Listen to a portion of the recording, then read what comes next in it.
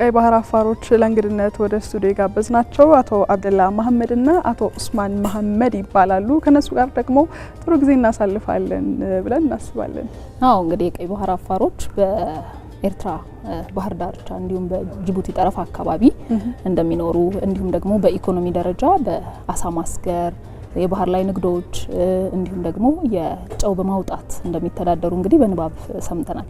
ከዛ ባለፈ ደግሞ እስኪ እናንተም ስለ ቀይ ባህር አፋሮች ጥቂት ነገር በሉንና ከዛን ጀምር ጨዋታችንን። ሰስትር እንዳለችው እኔ አብደላ መሐመድ ይባላለሁ። የቀይ ባህር አፋር ነኝ። የሀገራዊ ባይቶ አባል ነበርኩኝ። የደንካሊያ ወይም የአፋር ደቡብ ቀይ ባህር የሚባለው ቦታ የባያለው ባይቶ ላይ ምክትል ሁለተኛ ምክትል ነበርኩኝ። እንደገና የወጣቶች ኃላፊ ነበርኩኝ። ሙሉ ደንካሊያ ከመጽዋ ጀምረ እስከ ጅቡቲ ባለው በዛው ባለን መሰረት በመጣው ለውጥ ላይ ትንሽ ችግሮች ስላጋጠመን ወደዚህ የመጣ ነው። ስለ ባህላችን የምናገር ከሆነ ወይ ያለው ችግሮች እንደማ ያነሳን ብንሄድ ይቻላል ነው። እዚህ የመጣ ነው ስልጣን እንፈልጋለን ወይ ገንዘብ እንፈልጋለን አይደለም። በዛ ላይ ደረሰን ያለው ችግር ላይ ነው እዚህ የመጣ ነው። ሀብታችን በቂ ነው። ብዙ ሀብት አለ። ልክ እንደዚህ እንዳለው ፍየል አለ፣ ግመል አለ፣ ጥሬ ሀብት አለ። የመን ከኛ ደግሞ ከራቀ ሀገር 24 ሰዓት ነው፣ ከቀረበ 30 ደቂቃ ነው። ተለየ ማለት የፈለኩት ከቲዮና ከኢድ 24 ሰዓት ነው። ከራሃይታና ከሐርሲላ አካባቢ 30 ደቂቃ ነው የመን ማለት። ስለዚህ አፋር የምታውቀው እዛ በአሳ ልክ እንዳልሽው በንግድ ነው። ጨውም ደግሞ ተጨማሪ ስራ አለው። ግን በብዛት ሰው መሰረት የሚችለው በአሳ ነው። አሳ ሲባል አሳ በአራት ቦታ ይመቀላል። የሚበላ አሳ፣ ደረቅ አሳ፣ ጥሬ አሳ፣ ጥፍር የቲስ ምናምን የሚሰራበት አለ። የአሳ ጥፍር ይባላል። የአሳ ጥፍር ኩሱን የሚሰራው ይህ ጽፈት ሴቶች የሚጣሱበት ኩሱን የሚሰራው ደግሞ የድቡል ባህር ይባላል። የባህር የት መባል አለ። እሱም ደግሞ ከዛ ነው የሚሰራው፣ ከባህር ነው የሚወጣው። ይሄ ጥፍር የሚባለው በወርቅ ነው የሚሸጠው። አንድ ግራም የኢትዮጵያ 10,000 ብር ነው። አንድ ግራም የኢትዮጵያ 10,000 ብር ነው። ጥፍሩ ማለት ነው። ጥፍሩ የአሳ ጥፍር 10,000 ብር ነው። አፋር ሲባል እዚህ ሚዛም አፋር ናቸው። የጎሳ መሪ እዚህ ያለው አፋሮች እዛ ያለ ይኖራሉ። የጎሳ መሪ እዛ ያለው እዚህ የሚኖሩ አፋሮች አሉ። የጎሳ መሪ ሲል የጎሳ ተቀላላ የሚሳደር ማለት ነው። እዛ ያለ እዚህ ያሉ ሰዎች አሉ። ጎሳ መሪ እዛ ቀይ ባህር ላይ ጠረፍ ያለ ሰዎች እዚህ ይኖራሉ። የሚኖሩ ሰዎች አሉ በብዛት አላቸው ማለት ነው። እንደገና እዚህ ጎሳ መሪ ያለ እዛ አካባቢ የሚኖሩ ሰዎች አሉ። ምክንያቱም ምንም በአፋር ኤርትራ ኢትዮጵያ አፋር ብለ ይሄ ፖለቲካ ጉዳይ ያመጣው ነገር እንጂ ምንም የምትለይበት ነገር የለም። በቋንቋ የለም፣ በባህል የለም፣ በኗኗር የለም። አሁን ከዚህ ከቴሩ ኢትዮጵያ ውስጥ ነው ያለው። ለምሳሌ ከቴሩ መጣው ነው እዛ አሳ የሚሰሩት። ምክንያቱም እዛ ጎሳ መሪቸው አለ ከዛ ነው የለም ወርታ አባታቸው ከዛ ነው የሄደው። አባታቸው ከዚህ ይሄዳሉ። እነዚህ ተያያዘ ሰው ስለሆነ ምንም አፋር ብለን መላየት በዛ ፖለቲካ ያመጣው ነው እንጂ በምን አይነት መላየት የምንችለው መንገድ የለም። ምን ማለት መንገድ አንችልም። እንኳን በቋንቋ ትንሽ ልዩነት ለማምጣት ይችላል። ምን ልዩነት የለም። ስለዚህ እዛ ያለውን ባህልም እዚህ ያለው ባህል ነው። ምን ልዩነት የለውም። ትንሽ እዛ ባህር ሀሳብ ባህር አካባቢ ያሉ ሰዎች ከሌላ ከውጭ አገር ሰዎች ወለቴ ከአረቦች ጋራ ከሌላ ከኢትዮጵያ ውስጥ ከሌላ የመጡ አካባቢዎች ጋር ስለሚገናኙ ትንሽ በትምህርት በቁርአን ተብሎ ብዙ ቋንቋዎች እዛ አካባቢ ይማራሉ።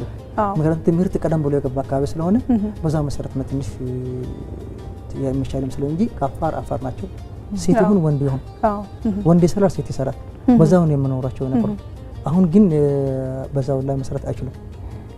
አሁን ከቅርብ ጊዜ ወዲህ በተለይ ከ2000 ጀምሮ ኢትዮጵያና የኤሬ ጦርነት ከተጀመረ ጊዜ ጀምሮ በጣም ከፍተኛ ችግር ደርሶባቸዋል ሰዎች። ከዚህ ፊትም በአፋር ላይ ተጫኖ ነበር መጀመሪያ። ግን የባሰ የመጣው አሁን የበለጠ ሰው ከአፋር እዛ አካባቢ ስላለ በዛው መሰረት ብዙ ጫና የደረሰባቸው ናቸው። ምክንያቱም ባህር ላይ ያለው አፋር ናቸው። ባህር አሳ የሚጠምሩ አፋር ናቸው። ተክሱ አፋር ናቸው። ምክንያቱም ገበያ ከሌለ ግድ አረብ ሀገር መሄድ አለባቸው። ለምን ሄዳቸው ተብሎ የሚገደሉ ሰዎች አሉ። ባህር ላይ ከቆዩ ልትሄዱ ነው ተብሎ የሚገደሉ ሰዎች አሉ። ስንት ሰው ሬስ ያልተገኘ ስንት ሰዎች አሉ። በዛው መሰረት ሰዎች አሁን መስራት ባህር ላይ መስራት በጣም አስቸጋሪ የሆነበት ሰዓት ነው ያለ ነው። ያኑ የባሰ የመጣ ነው። እንኳን የተሻለ ይመጣል እንዳይባል የባሰ ነው መጣ ያለው። ስለዚህ ኢኮኖሚ ጉዳይ በጣም አነስተኛ ነዋል።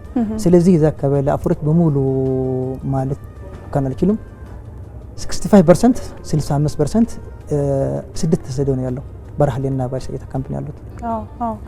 ያው እሱን ጥያቄያችሁን እኛም እየተመለከትን ነበር። ያው በእኛ መገናኛ ብዙሃንም ጥያቄያችሁንና በፓርቲም ደረጃ ይዛችሁት የመጣችሁትን ቅሬታም እያስተናገድ እንደነበር እናስታውሳለን። እንደው አሁን ያለንበት ጊዜ ደግሞ ኢትዮጵያ የባህር በር ያስፈልጋታል በሚል በታላቁ ካምፔን የተጀመረበት ሰዓት ላይ ነው የእናንተም ጥያቄ ደግሞ በሰፊው እየተደመጠ ያለውና ምናልባት በእድሜ ኢትዮጵያ የባህር በር ያላት ወይም ደግሞ ቀይ ባህርን አሰብን መጠቀም ትችል በነበረችበት እድሜ ላይ ነበራችሁ ብዬ ላስብ ካልተሳሳትኩ እና በዛ ጊዜ የነበረውን ሁኔታ የምታስታውሱት ከሆነ የባህር በር አልባ ከሆነች በኋላ የቀይ ባህር አፋሮች የኢትዮጵያ አፋሮች ተብሎ ነገሮች ከመለያየታቸው አስቀድሞ የነበረውን ሁኔታና አሁን ያለውን በንጽጽር ትንሽ ከናንተ ብንሰማው ደስ ይለናል። ትዝታችሁም የኖራችሁበትም አገር ስለሆነ ነገሩን በቅርብ ተታዘቡታላችሁ ብለን እናስባለን እና አቶ ኡስማን ትንሽ ነገር ቢነግሩን ደስ ይለናል ስለሱ። ኢትዮጵያ ወደ ቀይ ባህር ለማግኘቱና ቀይ ባህር መዝጋቱ ከኢትዮጵያ በላይ አፋር ህዝብ እንደጎዳ ነው የማውቀው። መጀመሪያ አፋር ህዝብ አሁን ሰዓት እዛ ላይ የሚኖረው መጀመሪያ 3 ሰዓት መንገድ አለ ከአሰብና የመን አካባቢ መሄድ አይችሉም። ወደ ሱዑዲያ መሄድ አይችሉም። ለምንድን ነው? እዛ ፍቅር ነው የሀገሩ ፍቅር ኖረን ሳይሆን ኑራችን እዛ ጋር ስለተገናኘ ነው። ለምንድን ነው ካልሽኝ መጀመሪያ እኛ ፍየል በግ እስከ ገመል ድረስ ከአፋር አካባቢ ስልህ ኤርትራ ያሉ አፈሮች ብቻ ሳይሆን ከኢትዮጵያ ያሉ አፈሮች ንግድ መስመር የነበረው እስከ ብዙ አመታት ድረስ ማለት ነው 1000 አመት ድረስ ብዙ 1000 አመት ድረስ ይተቀሙበት የነበሩበት መስመር ነው። የኑሮ መስመር ነው። ያ ከተዘጋ 30 ምናምን አመት ሆኗል። አሳ ንግድ የአፋር ህዝብ ኖሮ በሁለት ነው፣ በአሳና በባህርና በአርብቶ አደር ነው። ያን መስመር ሁሉ መሄጃ የነበረው በአረብ ሀገር ነው። ከአረብ ሀገር ያገኘነው እናመጣለን፣ ከዚህ ራሳችን እንወስዳለን። እስከ ኤርትራ ዲፈረንት ማነው ሪፈረንደም ድረስ ኑራችን በዛ ነበር የተመሰረተው። ግን የኤርትራ ራስ ውስጥ የተፈጠረው ገቨርንመንት ማነው መንግስት ሁሉም ነገር ዘጋብን። ስለዚህ የኑሮ የምኖርበት ቦታ ካጣ ደግሞ ኑሮ በጣም አስቸጋሪ ነው። ሰው አገርን ትቶ መሄድ ጀመረ፣ ወደ የመን፣ ወደ ኢትዮጵያ፣ ወደ ሱዳን እና መጀመሪያ ችግራችን የኑሮ ችግር ነው። መኖር አልቻልንም በሀገራችን። እኔም እሱም ሌሎቹም በዛ መስመር ነው ወደዚህ የመጣ ነው። መጀመሪያ መነሳችን ማለት ነው። እንደ እርሶ የሚጨምሩት ነገር ካለ የሚያስታውሱት?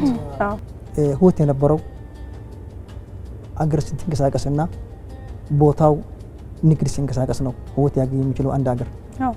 ግን ኢትዮጵያ ኤርትራ ከያዘችው ከነጻነት ከወጣ ተባለው ጊዜ ጀምሮ አሰብ አለ። ግን ኤርትራ አሰብ አልያዘችም፣ አልተቀመጠበትም። ልክ ነው። ምክንያቱም ወደቡ እንደተዘጋ ነው ያለው። ወደቡ ሲዘጋ አንተ ንፋይነር ነበር ለምሳሌ ከወደቡ ወጣ እንበልና ነዳጅ መጣሪያን ባል ነበር አሰብ ውስጥ ለኢትዮጵያ ነበር የምትጠቀመው። ይሄን ነዳጅ መጣሪያ ስንት ነገር ያደርግ ነበር። ድፍድፍ ነዳጅ መጥቶ ቤንዚን፣ ናፍታ፣ የአየር የምናምን ሁሉ ወጥቶ ከዛው ተጣርቶ ይገባ ነበር። አሁን ያቺ ነዳጅ መጣሪያ እንኳን የለችም።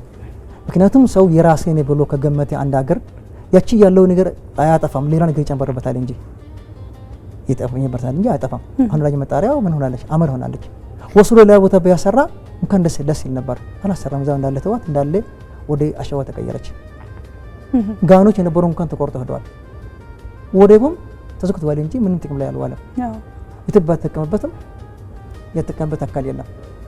ምክንያቱም ኢትዮጵያ ኤርትራ እንደ እንግዳን ያለችው እንጂ አሰብ አካባቢ ተለይ ማለት በደንካሊ አካባቢ ከራሃይታ ጀምረ እስከ ገላዓሉ ድረስ ያለችው ቦታ ላይ እንደ እንግዳ ተቀመጠችው እንደ ሀገር አይደለ ያዘችው ማለት ፈልጊያለሁ። ምክንያቱም ኢትዮጵያ ተጠቀመበት ነበር እንጂ ኤርትራ አልተጠቀመችበትም።